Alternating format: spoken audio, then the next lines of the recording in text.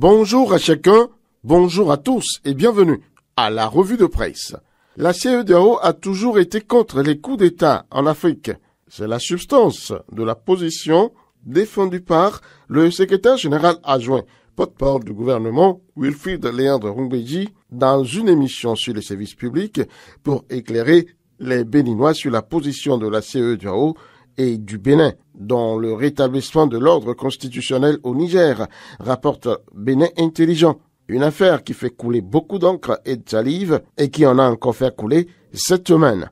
Plusieurs acteurs de la vie politique béninoise s'ingénient à proposer leurs recettes au chef d'État de la CEDEAO.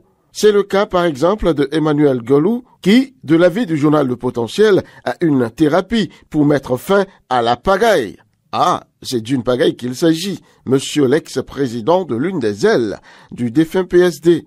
Daniel Eda, lui, est dans une démarche au profit de la stabilité de la sous-région, affirme de son côté Dynamisme Info. Mais dans ce charivari, les organisations béninoises protestent contre la CEDEAO et la France, rapporte la Nouvelle Tribune. Ce journal, qui a couvert une manifestation de colère des manifestants proches du comité de solidarité Bénin-Niger, qui lui-même est proche du PCB, le Parti communiste du Bénin, contre l'envoi des troupes béninoises au Niger.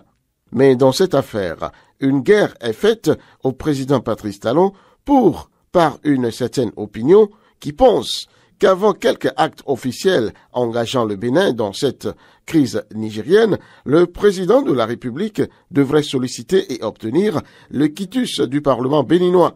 Niet, dit le télégramme à ces gens. Le journal retorque qu'il n'a besoin d'aucune autorisation du Parlement, mettant ainsi un terme à la polémique. Il ne peut en être autrement, pense l'événement du jour, qui pense que dans cette affaire, le président Patrice Talon est en phase avec les pères fondateurs du Bénin démocratique. Il y a quand même des difficultés dans l'exécution de l'une des sanctions prises par la CEDEAO contre le Niger, qu'est la fermeture de la frontière Bénin-Niger, signale Soleil Bénin Info. L'insupportable calvaire des conducteurs de camions dénonce le journal. L'assainissement et la protection du secteur de la microfinance au Bénin, la question est encore d'actualité. Le journal Le Matin annonce que plus de 500 structures viennent d'être fermées. Autorités administratives et maires viennent en fait d'être sensibilisés afin de s'impliquer efficacement dans la lutte.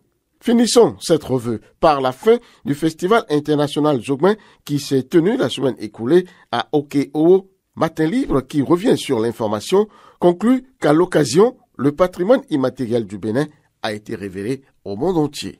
Fin de cette revue de presse. Peggy Ludovic Dagba. Rendez-vous dimanche prochain.